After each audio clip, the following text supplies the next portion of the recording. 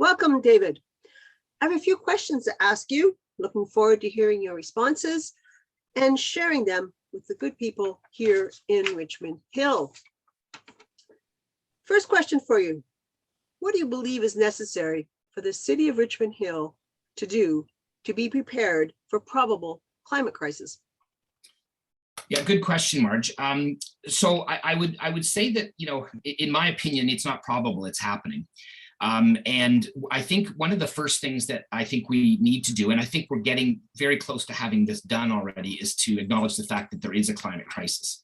I think that, Richmond Hill in the last, this term of council has made some good progress in passing our community energy and emissions plan. I was very supportive of that, and I believe I've provided good leadership in a number of different initiatives to reduce greenhouse gas emissions. So that's done. The goal of that plan is to reduce our net greenhouse gas emissions as a community to zero in the coming decades, which I think is not going to be easy to do, but I think it will spur us to to find the innovation to make sure that that happens. And there's all kinds of things that we can do as a corporation and as a community, and we all need to be pulling on the same direction in order to achieve that. I will say that, there are costs involved in moving to a zero greenhouse gas emission community, but there's also opportunities. And we've already seen some cost savings in Richmond Hill with our change to LED streetlights, for example. There's an initial upfront investment, but there's a payoff later. The other thing that I think is also really important is we need to harden our infrastructure. With things like the ice storm that happened a number of years ago, things like bigger rainfall events, hotter summers, possibly colder or more unpredictable winters.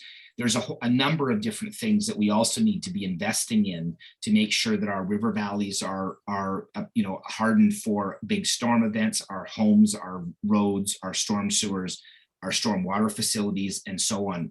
Are also, and that's going to cost some money, but it also, again, has a payoff, because if we can avoid a bigger problem in a adverse storm event because of climate change, we can avoid a bunch of costs later, and that's really important because the cost can be huge in, for example, a storm event.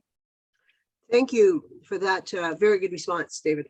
Second question: how would you like to see Richmond Hill strengthen our artistic community?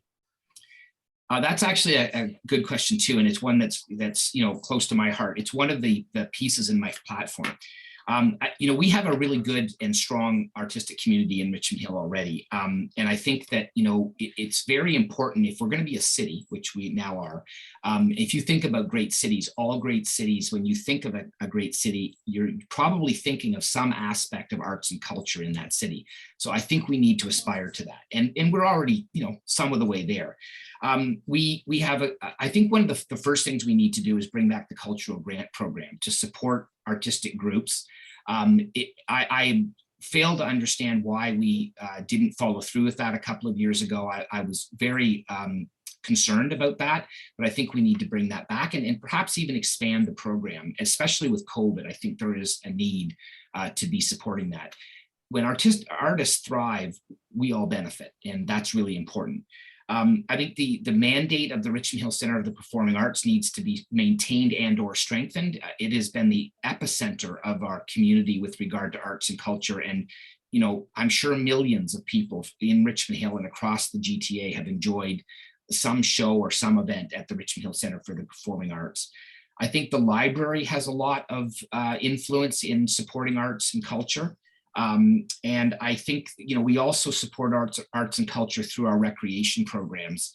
And we need to be looking at those and making sure that the programs that we should be providing to help foster that kind of artistic environment, we are providing, and we're providing enough of it. And I know that our staff is constantly looking at that. We are doing a recreation plan review right now and getting lots of feedback from people. So I'm sure we'll hear feedback on arts and culture. And I think the last thing, if I have time, is I think the village core in Richmond Hill is an area that's much in need of redevelopment and revitalization. It has been for years. It's been very frustrating, but I think one of the the strengths that that small area with a lot of historic buildings can play is a role in strengthening the artistic community as well. Okay, thank you for that. Lots said. How could this leads into at the end of your responses there, but how can we best honor our history? Would you like to see Richmond Hill have a museum? Yeah, I mean, okay, so I think just before I start, I think we need to be clear on this, that, you know, and a lot of us are thinking differently about what is our history in Canada. Our history I think needs to be looked at from, it didn't start when the first European settlers arrived here. Our history started, you know, many, many, many, many years before that with the first peoples that lived in places like Richmond Hill and all across Canada. And we need to be doing a better job at making it clear the history before European settlers arrived, and we need to do that. And frankly, our history also on the other end of the spectrum continues to this day. I mean, you know, people that have moved here from other places, even in the recent past, that's part of our history. You know, we're writing our history every day. And so I want to make it clear that we need to celebrate that entire continuum. I think that, you know, we have a museum, and it's the Heritage Center, and it's on Church Street. And it has been there for quite some time. It's the Amos Wright House, a historic building in and of itself. And it has just undergone a major renovation, which not many people have seen because of the pandemic and everything being closed down. And the mandate of that building is to house some of our history, and we need to do that. I think we've done a good job with it. Perhaps we need to shout it out a little bit more and make sure people know it's there.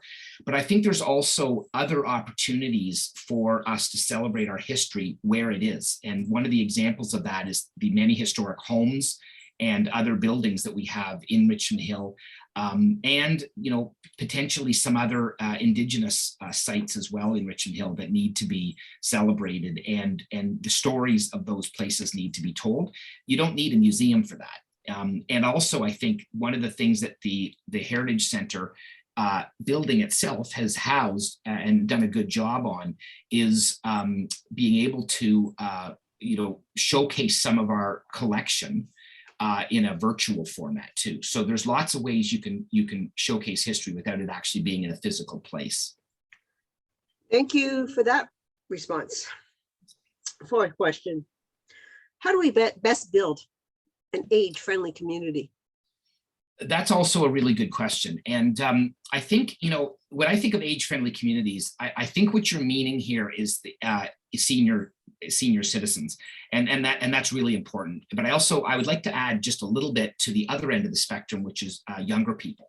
And I think we need to be creating, you know, we need to be concentrating on those two ends of the spectrum, because you know, we need to be providing the programming, we need to be providing the facilities, the infrastructure, the accessibility to those facilities in the case of maybe the later age group in that equation, and making sure that it's welcoming to everybody. So I think, you know, we are looking at right now at an age-friendly strategy, which is dealing mostly, I think, with the older age group. And I will be looking forward to seeing that program start to roll out, in the studies that we need to do to start to make sure that we understand the situation as well as we can, so we can hit the bullseye with providing the kinds of things that we need to provide. But the other thing that's important, I think, in that, you know, aside from that, and that's kind of the crux, I think, of what you're really asking, but I just would add that the other part of the equation is to be able to provide housing for people in all of those different age groups. In order for it to be age friendly, you need to have the ability for people in all the different age groups at different stages of life, in different financial situations, to be able to afford to live here. You know, and affordability isn't just about age friendly. I mean, affordability is a really important thing that we are dealing with across all communities in the GTA for sure, and in many parts of the world. And, you know, we're not talking necessarily about social housing, but we're talking about, you know, the senior citizen that's on a fixed income, doesn't really want to live in a single attached, how many more, but wants to downsize. Well, where are they going to downsize to and at what cost? And the same applies to younger people who are just starting out their career. We need them to live here. Yeah. So thank you for that response. Okay, I think you had a lot to say there. Fifth and last question. Richmond Hill is a very culturally diverse community. What do you see as the challenges and opportunities of this diversity? Yeah, that's a very good question. I mean, like Richmond Hill is unbelievably diverse, and it's interesting in this campaign. It's always a reminder when you start knocking on doors and you're meeting people and talking to people how diverse we are. I mean, I've always joked that I'm not much of a traveler, but I don't need to travel anywhere because I can probably meet somebody from some country, you name it, they live in Richmond Hill, and I think that's a real good thing. And recently we passed a diversity, equity, and inclusion framework. And one of the things that I thought was interesting in the staff report was just the business case about why celebrating diversity and creating a welcoming, diverse cultural environment is a good thing for business. I mean, aside from all the other reasons, and there's many, but it just makes sense from an economic development and from a business point of view that we do the best that we can in those regards.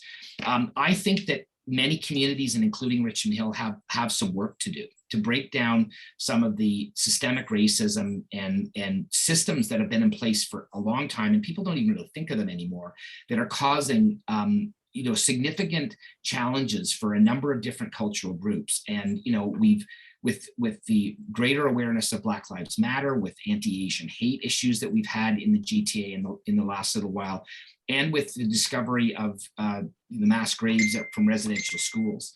I mean, all of those things have created this greater awareness that we all need to be making sure that we're addressing. And I think, before we start to make some of the changes, and they have to happen urgently, people need to understand why we're doing it. So I'm really glad that we've got the foundation set, and this diversity, equity, and inclusion strategy that council passed recently should give us a good roadmap, and it's only the beginning. We move from here. So thank you for that response. Now I have 7 fun questions to ask. I'm going to ask them with a smile. You can answer them with a smile. Okay, what is your favorite color? Blue. And I don't know, I was thinking about that question actually when you sent it to me, and I think that's probably my mother's fault, because when I was a kid, that's everything she bought for me in terms of clothing or whatever was always blue. And my mother's always right, so blue. Very good. What is your favorite flavor of ice cream? Okay, so this one was easy for me. There is really only one good flavor of ice cream in my mind, and that's vanilla. And that's only because on the vanilla ice cream, you put maple syrup. And maple syrup is really, the vanilla ice cream is really just the vehicle for maple syrup. So that is absolutely my favorite. In a pinch, I will go with chocolate and peanut butter, but only if I have to. Okay, thank you. Have you ever driven a motorcycle? No, I was a passenger on one once, and I got hit with a bug, and I decided that maybe driving a motorcycle was a little bit more exciting than I needed in my life. So anybody that's ever driven a motorcycle knows that you don't want to get hit with a bug. Okay. Do you ever wear socks that don't match? Absolutely no. There's no way. I just can't even imagine how I could be able to do that. I'm not sure I would be able to walk. What is your favorite genre of music? I grew up listening to classic rock. I mean, I guess maybe it wasn't quite as classic at that time, but the Eagles, Van Halen, Kim Mitchell, a lot of really great bands, the Guess Who, Burton Cummings, BTO were always my favorite, Neil Young. And what I find really interesting about that, I was thinking about that the other day, that my son seems to like that kind of music as well. And I think this might be the first time in human history when the children of the parents are listening to the same music. So it really is an interesting situation, I think. Thank you for that. Can you play any musical instruments? it is physically possible, but I don't do it very well. When I was younger, I did play the guitar. And I actually I did find myself in a band for a very brief period of time, but I think that I was mostly in the band to hold the guitar and strum a chord every now and again. I wasn't really, certainly would not consider myself a musician, but I certainly love listening to music.